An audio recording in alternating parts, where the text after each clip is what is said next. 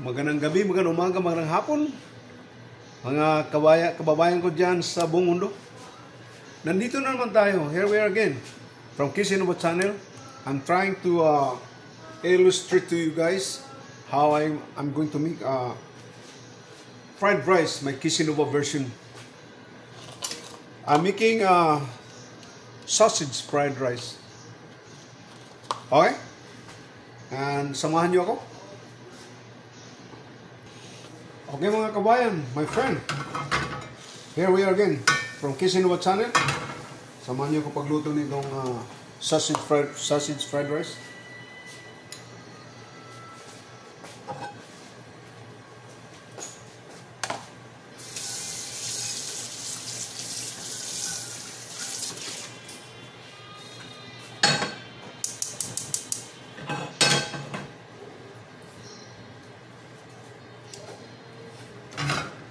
First, I'm gonna make, this is my version, okay? Kisinova Channel version from Chef Casey. There's so many variety of making fried rice. But you can see this is my version. I have to put first the fire just not too high, medium. Okay, garlic.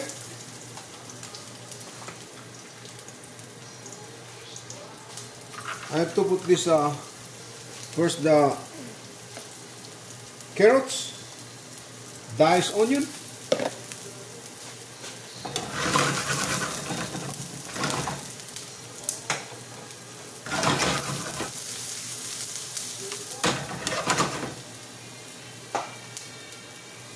okay. This is our fried rice and the sausage.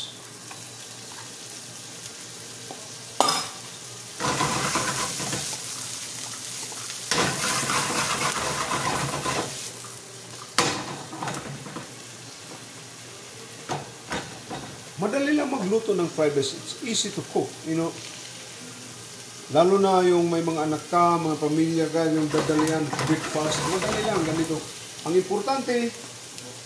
importante kung ang sistema ng pagluto ko, I always do it my prep, everything, like for this one, if I cook so many things. And this one I'm gonna cook later on so many items. So many dish. Always prep in advance. That's my version. Because while you're cooking, I'm prepping just like you cutting your time.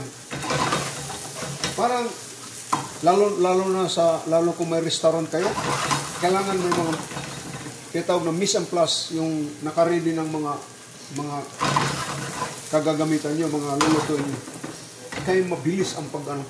Pero kung sa bahay lang, nandiyan lang sa'yo, pwede tayo magluluto, mag-slice, cut ng mga vegetables, wala problema.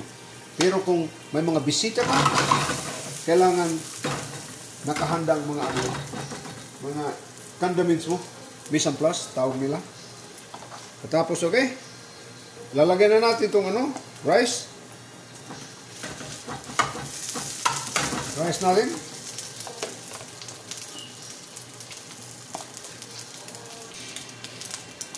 Lagyan natin ng rice. Diba?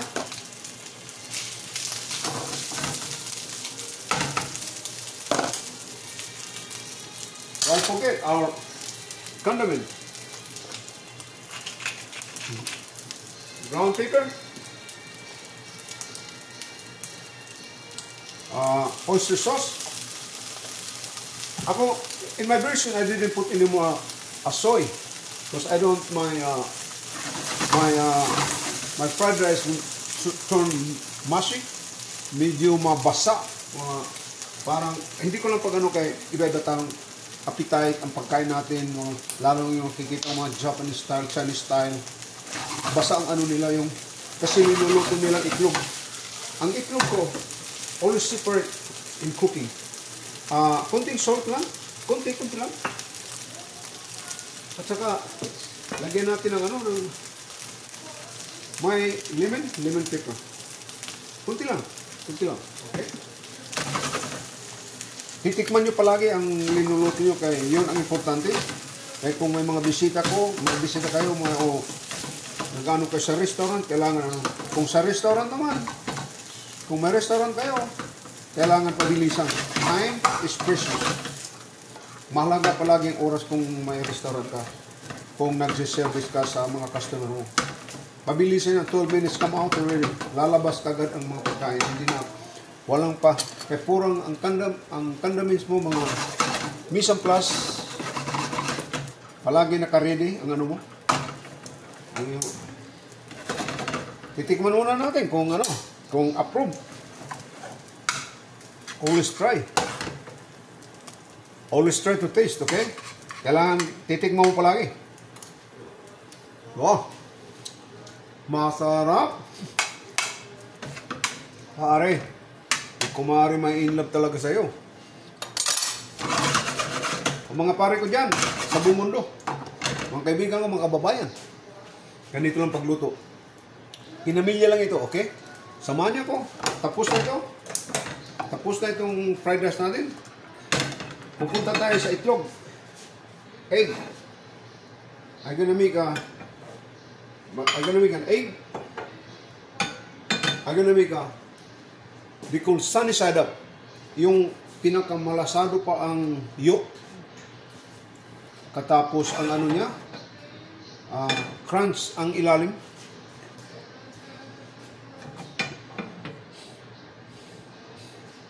Kailangan pag gawa mo, medyo mainit talaga.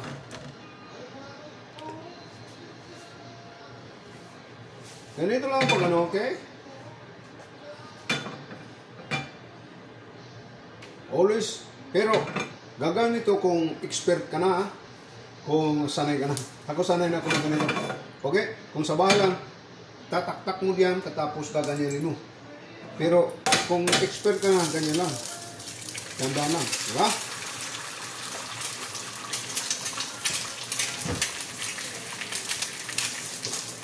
Kung sa restaurant, pabilisan talaga yun. Walang ano yan.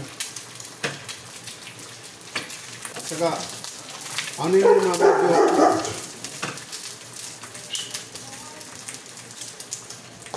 medyo mag-brown ng kunti, yung ano mo. Kailangan igaganyan-ganyanin mo.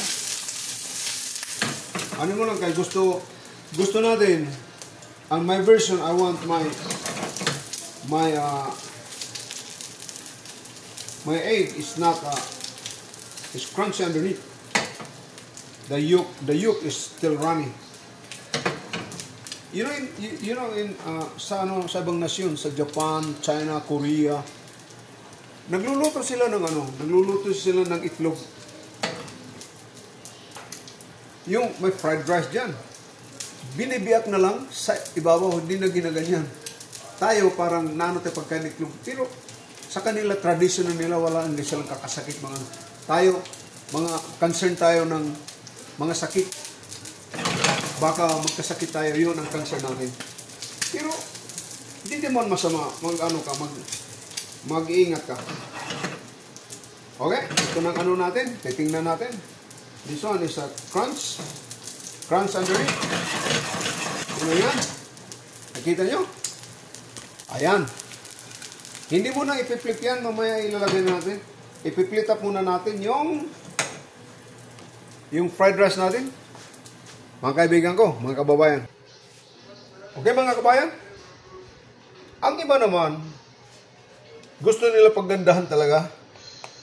O, wala kong yung tawag na spoon ng round. Itong gagawin ko na lang.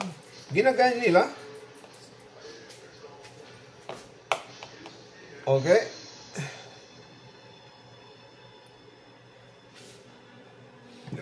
At tapos gaganyan nila.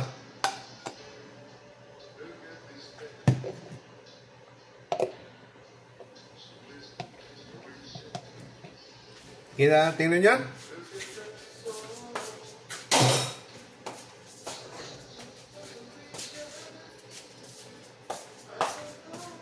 Katapos, ilalagyan nyo ang itlog sa ibabaw.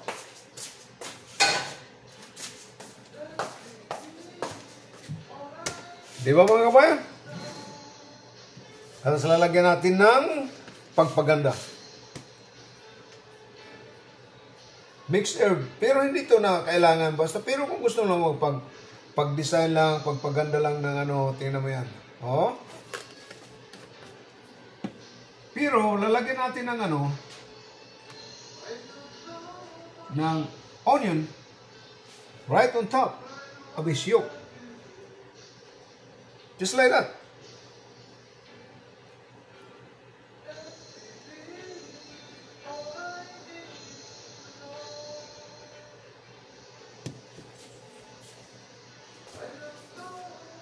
Okay mga kaibigan, kababayan, from Kishinova Channel, my version of fried rice. Itong version ko ng fried rice, okay? Nakita nyo? Wow, ang sarap yan. Ito ang sausage fried rice. I cook this one. I always separate. Siniseparate ko ano, hiniwalay ko yung ano, itlog. At saka hindi masi yung pagkain nyo, hindi it's not hindi basa. Hindi basa. Ito ang pinakamasarap na ano. Kung mga kabayan, kung sinong gusto niyo malaman pag ano ko, paano ginawa ko, mag-comments lang kayo sa Kishinova Channel. And then sasagutin kong comments nyo para kung paano gusto nyo malaman. Ipopost ko rin ang ano ko, comments. Kung sino may mga suggestion paano paggawa, walang problema. I always want to know, to learn more how to cook any kind of dish like a breakfast, lunch, and dinner. Kung may suggestion kayo, welcome kayo. Mga kababayan ko din, mga chef, itong ano natin, ang Kishinova Channel, this is a breakfast. Okay? And, anyway, yun lang. Huwag niyong kalimutan pag-like, share, and subscribe. From Kishinova Channel. Maraming salamat.